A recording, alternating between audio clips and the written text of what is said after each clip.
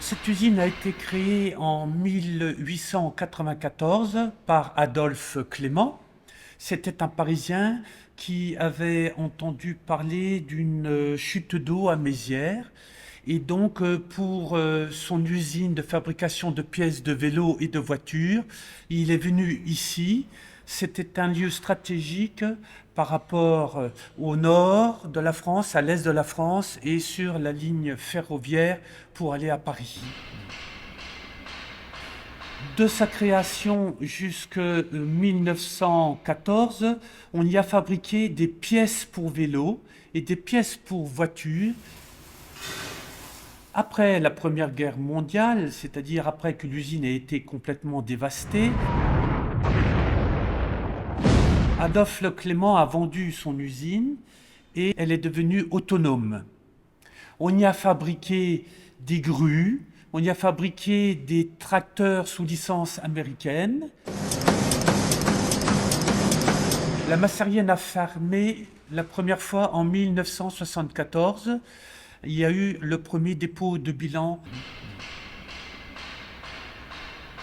Des cadres de l'usine ont racheté l'usine avec des banques et ont essayé de faire perdurer l'usine un certain temps. Malheureusement, en 1984, cette fois-ci, les banques se sont retirées car ça devenait un gouffre financier et il y a eu une fermeture définitive de l'usine avec vente du matériel.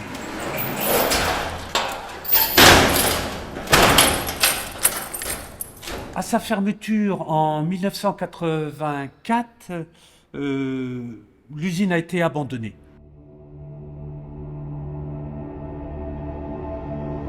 Mais compte tenu que des bâtiments étaient de très belle qualité, des anciens ouvriers sont venus voir un certain nombre de personnes qui ont créé un collectif qui s'appelait Sauvons la Massarienne. Et ce collectif a œuvré et il a été rejoint par l'association FLAP, c'est-à-dire celle qui organise le Cabaret Vert. Pour l'ouverture du festival Le Cabaret Vert hier soir, le rappeur belge Damso, tête d'affiche, a fait chanter 26 000 personnes. Il y avait en un lieu des gens qui pouvaient parler de l'architecture et de l'histoire et des gens qui étaient capables de le faire vivre actuellement en y amenant de la musique, des spectacles et des concerts.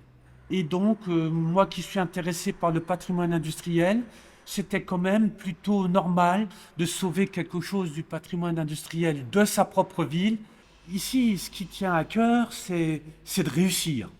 C'est de montrer que dans les Ardennes, il y a des gens qui sont capables de lancer des projets et d'aller jusqu'au bout. J'œuvre avec beaucoup de personnes pour que ce lieu vive de nombreuses années et que tous ces efforts et ces investissements servent de nombreuses générations d'Ardennais et d'ailleurs.